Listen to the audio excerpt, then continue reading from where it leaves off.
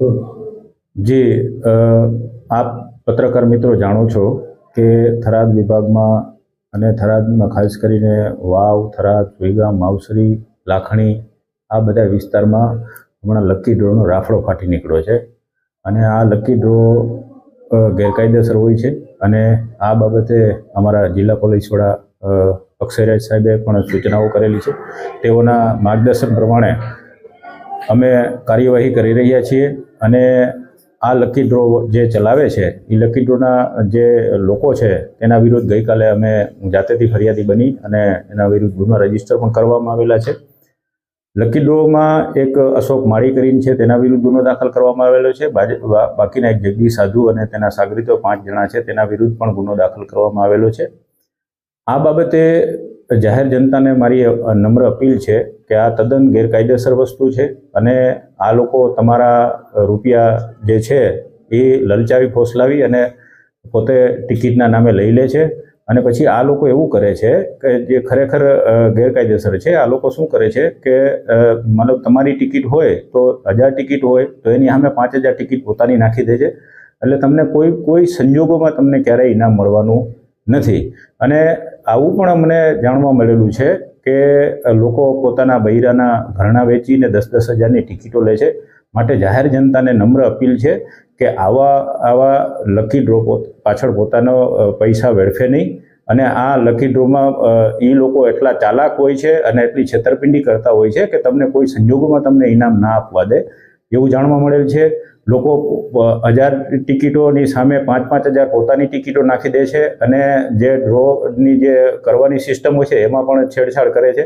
એટલે લોકોને ખાસ અપીલ છે કે તમારા કિંમતી રૂપિયા તમે આની પાછળ બરબાદ નહીં કરો અને તમે મહેનત કરો અને મહેનતની કમાણીના તમારા પૈસા બરબાદ થઈ જશે।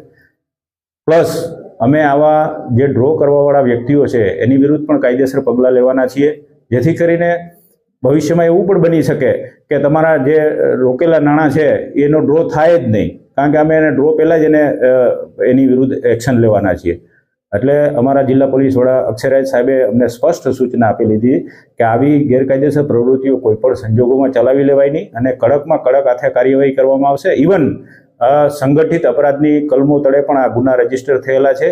એટલે આમાં જેટલા હશે જે એજન્ટો હશે છે નાનામાં છેવાડાના એજન્ટ સુધી અમે જશું અને એને એની વિરુદ્ધ કડક પગલાં લેશું અને પાછા પણ અમે કરવાનું વિચારી રહ્યા છીએ કારણ કે આ તો ખૂબ થાય છે અને કરોડો રૂપિયાના લોકોના કરોડો રૂપિયા પોતે આવી રીતે અનાથ બાળકોના નામે અને ગૌચરાના નામે પોતે લઈ જાય છે। એટલે આ પત્રકાર મિત્રોના માધ્યમથી હું જાહેર જનતાને એક વિનંતી કરું છું કે આવા લકી ડ્રોમાં પોતાના નાણાં વેડફે નહીં અને આ એક બરબાદ કરી દેવા માટેની વસ્તુ છે। તમને કોઈ ઇનામ લાગવાની શક્યતાઓ જ નથી કારણ કે એ લોકો એટલી છેતરપિંડી કરતા હોય છે કે ઇનામ લાગવાના ચાન્સીસ બહુ ઓછા હોય છે। તમે જાણો છો કે એટલી હદે આ લોકો મતલબ ગેરકાયદેસર કરતા હોય છે કે 25-25 લાખ રૂપિયા રોકડા આપે છે। રોકડા કેવી રીતે હોઈ શકે?